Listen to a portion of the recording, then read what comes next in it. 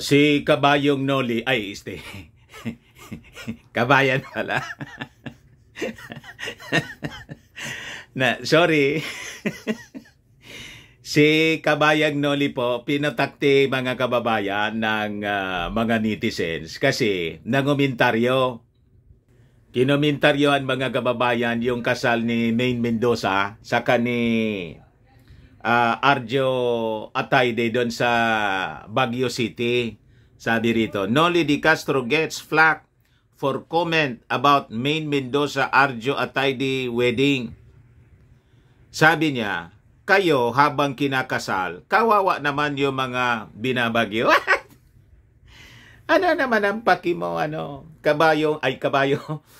Kabayang Noli doon sa kasalan ng dalawa?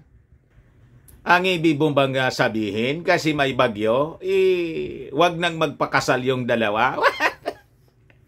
O, diba? But before ko mga kababayan ibigay sa inyo yung istorya, click subscribe muna dito sa ating YouTube channel and hit the notification bell para lagi kayong updated po sa mga kaganapan dito sa ating bansa.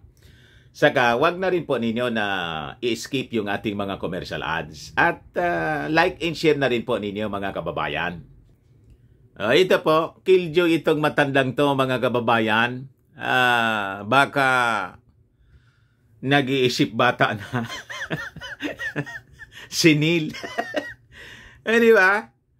Bakit mo pupunain yung kaligayahan, pagpapakasal ng dalawang ito na nagmamahalan? Sabi rito, TV Patrol Anchor Noli de Castro reacts to Maine Mendoza Arjo Atayde wedding. Habang binabagyo daw, nagpapakasal sila. Kayo habang kinakasal, kawawa naman yung mga binabagyo. So ano naman yung relasyon ng bagyo at mga naging biktima ng pagtama ng bagyong Egay sa naka-schedule ng matagal na nakasalan ng dalawa? Ang gusto mo bang mangyari? Dahil pumasok yung bagyo, yung napakatagal ng naka-schedule na kasalan ng dalawa, i-cancel na lang. Yun ba ang gusto ninyong mangyari? Kasi yung venue, yung lugar, dapat nga humanga kayo, matuwa dapat kayo. Siguro nainggit lang kayo kabayan. Kasi nakita ko doon sa mga guests, nandun yung mga boss ninyo sa ABS-CBN, pati yung dati ninyo mga kasama dyan, si Julius Babaw, nandun, imbitado kayo, hindi. Mamaya, ipakita ko po sa inyo yung mga pictures ng mga imbitado. Pati si Katigbak, nakita ko sa mga pictures. Pero dito muna tayo sa mga reactions ng mga tao. Dito muna tayo sa kwento. Na ba siya pinutakti ng mga netizens, mga kababayan? Kasi, ang ganito mga pagpuna po, unbecoming. Di ba? Hindi nagustuhan ng ilang netizens ang tila wala sa lugar. Tama, ito yung tamang description. Wala sa lugar na komento ni Noli de Castro sa closing spills nila sa TV Patrol noong July 28. So sabi rito, ang huling balita kasi ay ang tungkol sa kasalan ni Maine Mendoza at Arjo Atayde. At matapos ang balita ay oras na para sa closing banter ng host na sina Noli, Karen Davila, Bernadette Simbrano at Henry Umaga Diaz. Ayon kay Karen, kahit gaano kasikat, ay maari pa ring ilihim ang kasal ng mga artista o personalidad. Bakit naman kailangang ilihim? Ano yung masama na ipakover nila? Diba? Mga artista naman sila. Ano masama doon? In bad taste ba para sa inyo? Ang daming interesado kahit may bagyo. Kanga-hanga nga po.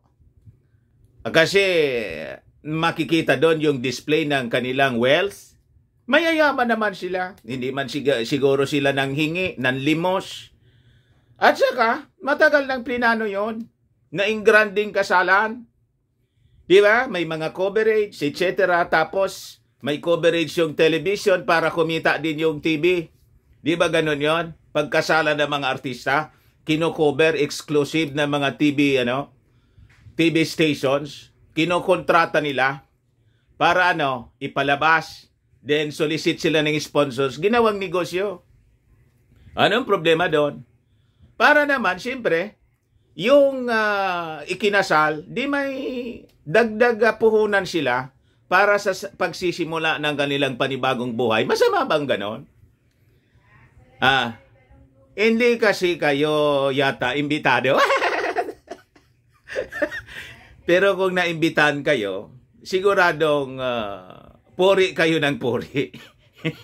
Kasi kakaiba, kahit tumama yung bagyo. Sabi nga, bumagyo man at lumindol, tuloy ang kasalan sa nagmamahalang dalawang puso na nag-iibigan. O, di ba? Napakaganda. So, sabi rito, hirit ni Noli, kayo habang kinakasal, kawawa naman yung mga binabagyo. So, ano naman ang problema ng mga binabagyo at yung mga nasalanta? Automatic naman at maganda yung pagsaklolo ng ating gobyerno. Di ba? So, sabi rito, sabay tila saway ni na Karen at Bernadette. Ito naman kita ninyo. Kabayong Noli, kabayang Noli. Matanda ka na, hindi mo pa alam yung mga hindi dapat sinasabi. Especially in public. Tanda mo na sa trabahong yan bilang broadcaster at naging vice president ka pa, senador. This is unbecoming. Wala sa lugar na mga komento. Baka nainggit ka kasi ito si Maine Mendoza nagpakasal na at kayo ngayon wala nang asawa kasi balo na kayo. Umanap ka siguro ng makakasama mo pa sa buhay. Di ba? Para lumigaya ka rin. Balo na kasi mga kababayan itong si Kabayang Noli. So sabi rito, dagdag pa ni Noli ukol sa bagyong Egay na katatapos lamang manalasa sa bansa, si Egay na kalalabas lang ay may papalit na naman na si Falcon. At ang possibility na maaring ang dinaanan ni Egay ay daanan din ni Falcon at mabigat yang pasanin para sa ating mga kababayan na hindi pa rin nakakabangon hanggang ngayon. So anong relasyon dun sa kasalan ng dalawa? Gusto mong mangyari, i-cancel yung kasalan at yung gastos nila doon na nakakontrata na sa hotel, sa mga caterers na kailangan ng trabaho, lalo't may bagyong tumama sa kanila, i-cancel na lang. At i-donate na lang doon sa mga nangangailangan. Yun ang gustong mangyari ninyo? What? Abnormal kayong mag-isip pag ganon. Sabi niya, andon pa rin sa lugar kung saan napinsala sila ng bagyo at binabaha. So sabi ng isang netizen sa Twitter, ano to? Parang kasalan pa ni Maine and Adjo na may bagyo at ngayon kasal nila. Kaloka ha? Nakakasira ng mood yung pagsingit ni Noli Di Castro. Tama. Ayon sa isa pa, anong kinalaman nila Adjo at Maine doon? Montanga lang si... Montanga lang si Noli Di Castro. Yun nga po, anong kinalaman doon sa dinaanan ng bagyo? At doon yung binyo. Dapat nga maawa kayo kasi may okasyon yung dalawa pagkatapos dinaanan ng bagyo. At saka dapat tumanga kayo, sabi nga natin. Kasi kahit may bagyo, tuloy ang kasalan. Yun ang talagang totoong display ng maalab na pagmamahalan ng dalawa. O di ba? Ibig sabihin, walang makakapigil sa kanila sa kanilang okasyon. Kahit binabaha, binabagyo. May nangyari yan dito sa amin na talagang bahang-baha na. Patuhod na yung tubig. Pero linosog nila yung baha. Basang-basa lahat, mga kababayan. Yung mga ikinasal, pati yung mga bisita, bahang-baha. Sinuong nila. Nag-viral pa nga. Pati yung hotel po, yung ground ng hotel, bahang-baha. Pero walang nakapagpigil sa kasalan. Na-feature pa nga sa ABS-CBN noon, siguro mga 10 years ago, yung tumama yung bagyo dito sa amin. Walang nangumento ng masama sa amin dito, mga broadcasters. Kaming lahat humanga sa determinasyon ng mag-asawa. You see? Kasi lahat na preparasyon, mga kababayan, ginawa na yung gastos, etc. Pagkatapos, dahil lang sa bagyo, yung venue naman, maayos naman po dito sa Baguio City. Gusto ninyong mangyari, wag na ituloy. What? So, sabi rito, ikinasal sina Maine at Arjo sa isang pribadong pagtitipon kahapon din sa Alphaland Baguio Mountain Lodges Chapel, Baguio City, Benguet. Alas 3 ng hapon ang kasal nila, pero gabi na kumalat ang mga pictures ng seremonya. Tunay ngang pinagpahalagahan ng mga bisita ang pakiusap ng bagong kasal na wag muna maglabas ng mga larawan habang dinadaos ang seremonya. Ito po, mga kababayan, yung mga masasayang pictures na ikinainis ni Kabayag Noli. Hindi kasi siya siguro imbitado. Ito po yung mga pictures, mga kababayan. Pakita ko sa inyo. Ayan, napakaganda. Si Julius Babaw, mga kababayan, and other celebrities. Ito yata si tingnan ko nga. Broadcast journalist Julius Babaw shared a picture of him along with Catherine Bernardo and Daniel Padilla. Imbitado si Julius Babaw. Si Kabayang Noli, wala rito. What? Yung mga boss nila. Di ba? O, basahin ko. Yung mga taga-ABS-CBN po. Ito yung asawa ni Julius. Pati si OG Diaz.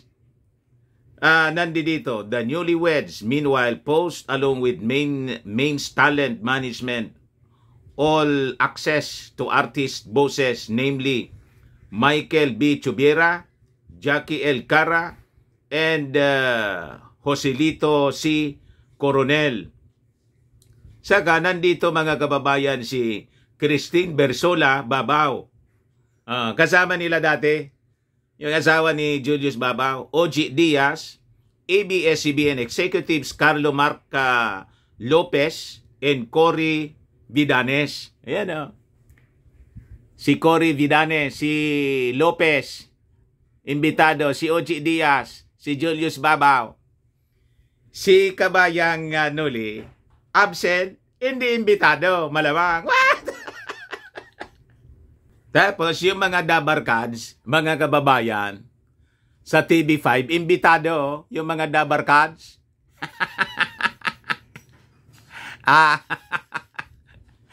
Siyempre, kasama, mga kababayan, sa programa ni Maine Mendoza. Sabi rito, Maine's It co-host Alan Kay, on the other hand, posted a photo of him with other celebrity attendees, Miles Ocampo, Raisa Madison, and Wally Bayola. Kasama pa, mga kababayan, si Ay Sigera. Ay Sigera, si Sylvia Sanchez po, yung nanay ni Atayde, was singing Martini Veras, I'll Be There For You. Kaya kinomentaryohan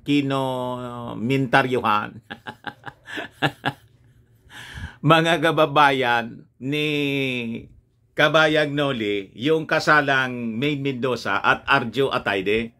May iya ka nga kabayang Noli. Hindi sa hindi sa lugar yung inyong mga sinasabi, yung mga komentaryo po ninyo. Tanda na ninyo bilang isang broadcaster. Hindi pa ninyo alam yung mga bagay na dapat hindi sinasabi. Di ba? Pribadong okasyon yun ng tao at pera nila yung ginagastos nila.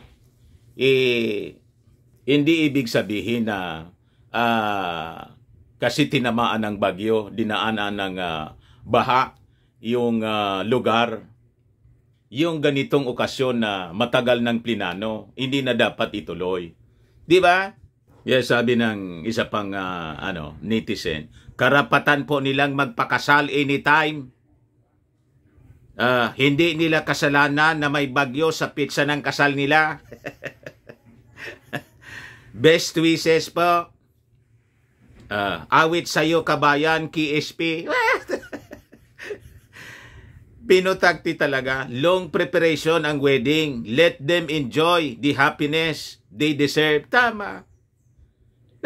Napakatagal na plinano. Pagkatapos, ipopostpone nila o hindi na nila itutuloy. Imagine yung perwisyo na idudulot nun doon sa hotel. Papayag ba yung hotel na kinontrata nila?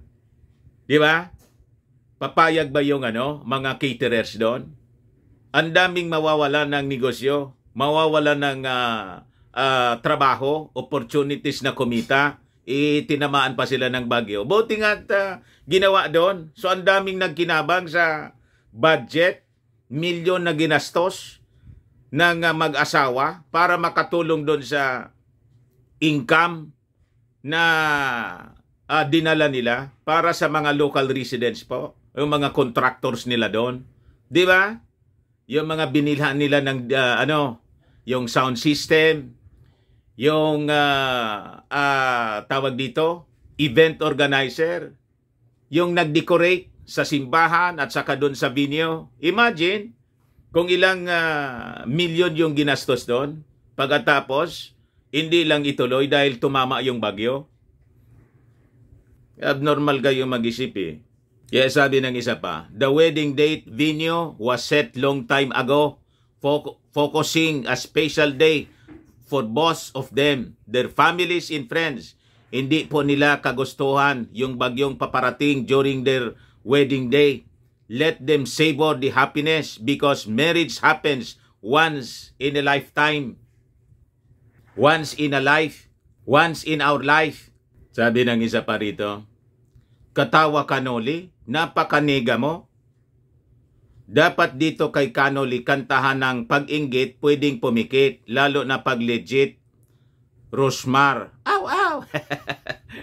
Sabi ng isa pa rito, Noli Di Castro, number 1 inggitero.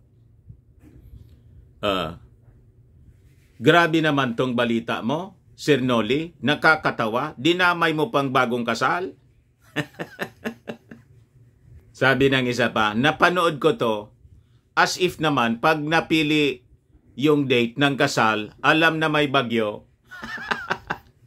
Sabi ng isa, gusto lang ni kabayan mapag-usapan siya. Laos na yata kasi, kung hindi tumatanda siya ng paurong. Paurong nga.